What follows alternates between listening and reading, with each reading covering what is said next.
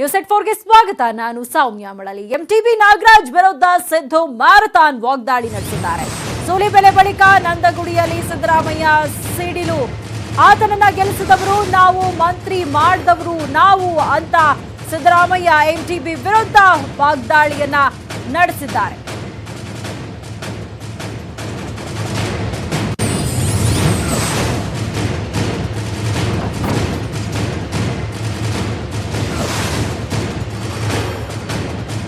ಬೆನ್ನಿಗೆ ಚೂರಿ ಹಾಕೋ ಗಿರಾಕಿ ಈತ ಅಂತ ಸಿದ್ದರಾಮಯ್ಯ ವಾಗ್ದಾಳಿಯನ್ನ ನಡೆಸಿದ್ದಾರೆ. ಇಂತಹ ನೀಚ ರಾಜಕಾರಣ ಮಾಡಿದವರನ್ನ ನಂಬಬೇಕಾ ಅನ್ನುವಂತಹ ಒಂದು ಮಾತನ್ನ ಹೇಳಿದ್ದಾರೆ. ರಾತ್ರಿ ಎಲ್ಲ ನಮ್ ಜೊತೆ ಕೂತ್ಕೊಂಡು ಮಾತನಾಡಿ ಎಲ್ಲದಕ್ಕೂ ಕೂಡ ಒಪ್ಕೊಂಡು ಎಲ್ಲೂ ಹೋಗಲ್ಲ ಅಂತ ಹೇಳಿದ್ದ.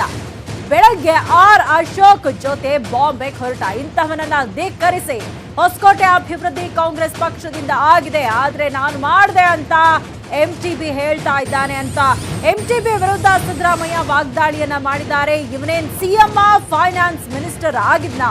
ಎಂಟಿಬಿ ನಾಗರಾಜ್ಗೆ ಸಿದ್ದರಾಮಯ್ಯ ಪ್ರಶ್ನಿಸಿ ವಾಗ್ದಾಳಿಯನ್ನ ನಡೆಸಿದ್ದಾರೆ. ನಾನು ಒಂಟಿಯಲ್ಲ, ಲಕ್ಷಾಂತರ ಕಾರ್ಯಕರ್ತರು ನನ್ನೊಂದಿಗಿದ್ದಾರೆ, ನಾನು ಒಂಟಿಯಲ್ಲ ಅಂತ ಇದೇ ಸಂದರ್ಭದಲ್ಲಿ ಸಿದ್ದರಾಮಯ್ಯ ಹೇಳಿದ್ದಾರೆ. ಎಂಟಿಬಿ ನಾಗರಾಜ್ ಅವರ ವಿರುದ್ಧ ಮ್ಯಾರಥಾನ್ ವಾಗ್ದಾಳಿಯನ್ನ ಮಾಡಿದ್ದಾರೆ.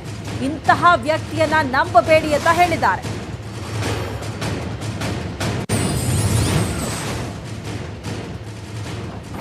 ಸುಧಾಕರ್ನು ಇವನು ಸಿಕ್ಕೊಂಡು ನಮ್ಮ ಮನೆಗೆ ಬಂದ್ರು. ಇವರು ನಮ್ಮ ಮನೆಗೆ ಕರ್ಕ ಬತ್ಲೆ ನಾನು ಕೇಳಿದೆ, ಏಕಪ್ಪ ನಾಗರಾಜ್ ಹೋಯ್ತಾ ಇದೆಯಾ, ನಿನಗೆ ಚೇರ್ಮನ್ ಮಾಡಿದ್ದು, ಮಂತ್ರಿ ಮಾಡಿದ್ದು, ಯಾಕೆ ನೀವು ಹೋಯ್ತಾ ಇದ್ದೀರಿ?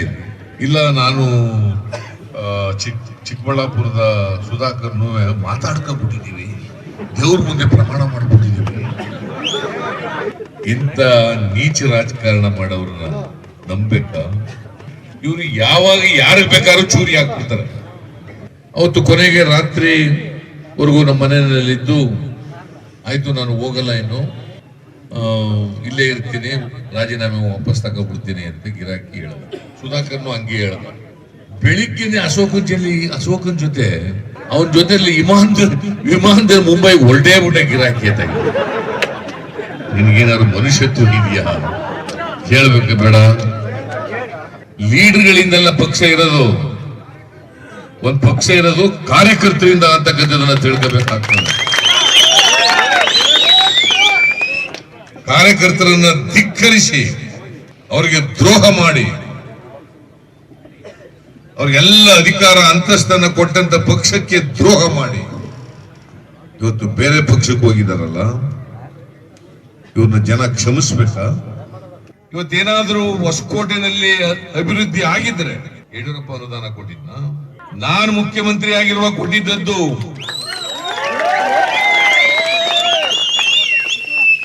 ನಾನು ಅಭಿವೃದ್ಧಿ ಕೆಲಸಗಳನ್ನ ಮಂಜೂರು ಮಾಡಿಕೊಟ್ಟಿದ್ದದ್ದು ನಾನ್ ಮಾಡಿದೆ.